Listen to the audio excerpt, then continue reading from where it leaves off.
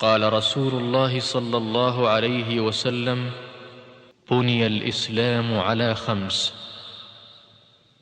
شهادة أن لا إله إلا الله وأن محمد رسول الله، وإقام الصلاة، وإيتاء الزكاة، وحج البيت، وصوم رمضان. رواه البخاري ومسلم.